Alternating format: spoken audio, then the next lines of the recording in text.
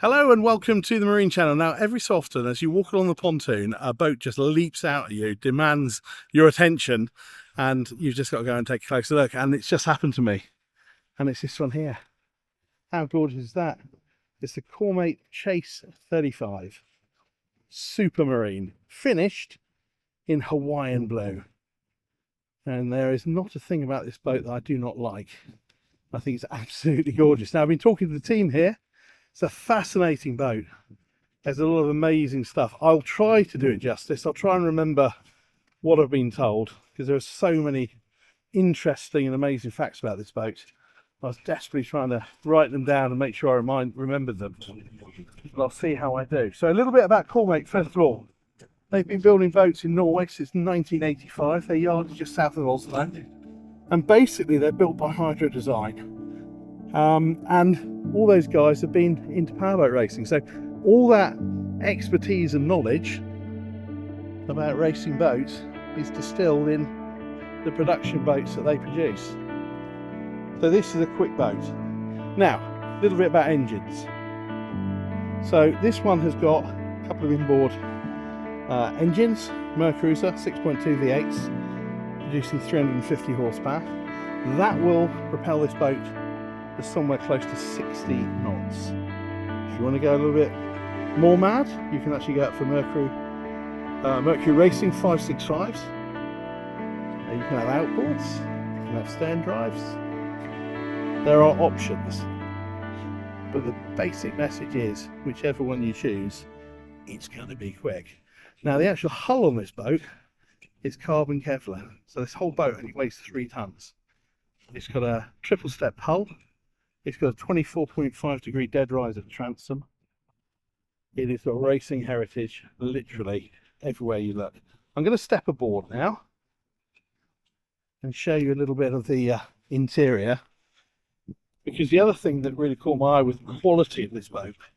I mean, first of all this teak is absolutely gorgeous, of course, but when you see the darker wood, which we'll go to in a minute on the dashboard, that's actually mahogany. And it's just beautiful, beautiful, beautiful. So talk a little bit about the seating here. So we've got a rear bench seat. We can put a table in between, so you can probably see the leg there on the floor. The table's stowed here when not in use, so that'll fit in there. But the other thing that you can do is this backrest here will come all the way forward, and then that becomes an enormous sun pad. It's great, isn't it? Really, really nice. Pick this back up. There we go. Talk a little bit about price, because you might be wondering already how much this would cost. Well, this one is £315,000, including VAT. It's about £260,000 as we see this boat. So with all the options and extras it's got bow thruster, it's got Simrad, nav screens, it's got shower, all those sorts of bits and pieces. So it's a well-spec boat. It's also got an outdoor kitchen, so there's a bit of practicality here as well. So we just lift this up.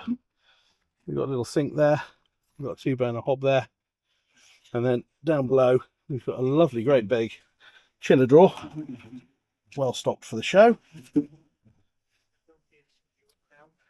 let me take you up to the helm, because this is the business end of things. So I said, a couple of multifunction Simrad screens here, and it literally is a sort of leaning post that I'm on here at the moment. But let me talk to you about the throttles and gearbox, because this is something special. So on the left hand side, this is our gearbox. So we're in neutral at the moment. If we want to go in reverse, we slide it back. If we want to set off, push it forward.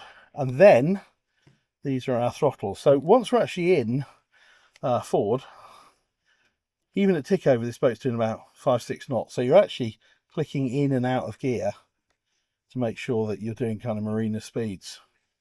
Once you're out in the open water and you open this bad boy up, you're accessing close to or around the 60 knot mark. And because this boat is so light, and because these engines are so responsive, what was being described to me is, imagine you're going through some heavy weather, or you've got a following sea, you can literally adjust how you keep the nose of the boat, the bow of the boat up, just by feathering these throttles. So it's an incredibly engaging, responsive drive. We've got our trim tabs here, we've got our bow thruster down here, and then we've got a really clever system. It's called Coast Key. So basically this is an electronic kill switch. So we've still got a regular kill switch, which is over on the port side there, that will clip on. But what this does is it talks to a lanyard that you're wearing as the captain. And if you were to be thrown off the boat, it realizes that you are then out of reach, and therefore it will kill the engines. So it means you can move around the boat without the kill switch plugged in.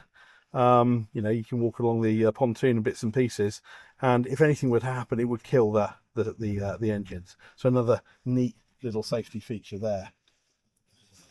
Okay, I just want to spend all day there. I want to open the throttles up and take her out to play, but I can't. It's a boat show and there are other people here. Up the front on the bow,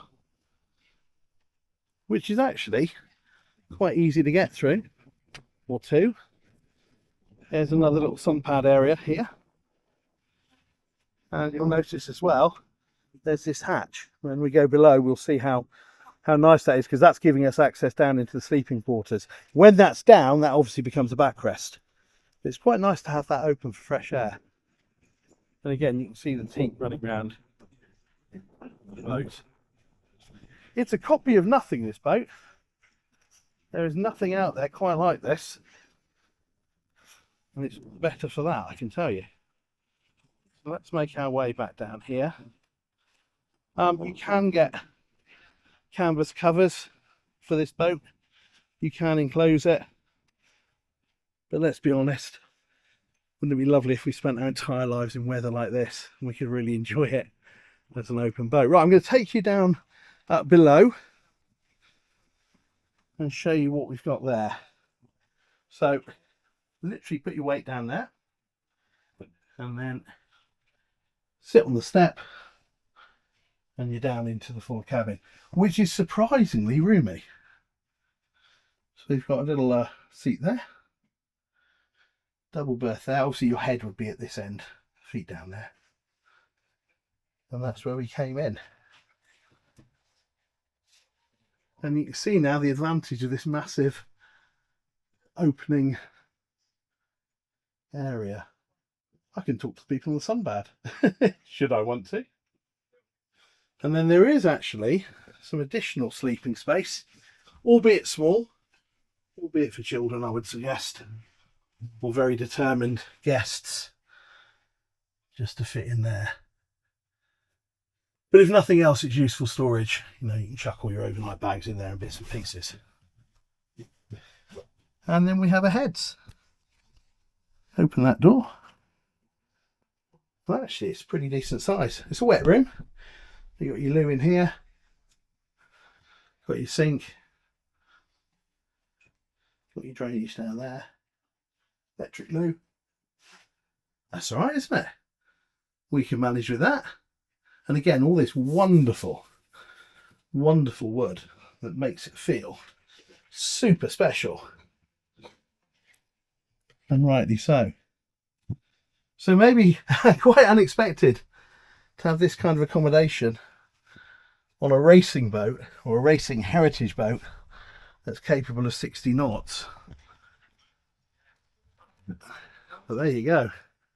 It has it. Isn't she gorgeous? I think she is. I hope you enjoyed that. I certainly did. When I saw it, I thought, I've got to get on that. And when the team invited me, I thought, yes. So listen, thanks for watching. Thanks for commenting, sharing, liking, all that sort of things. If you haven't subscribed yet, please do so. That would be really good. And if you hit the alerts, we'll let you know every time a new walkthrough comes up on the Marine channel.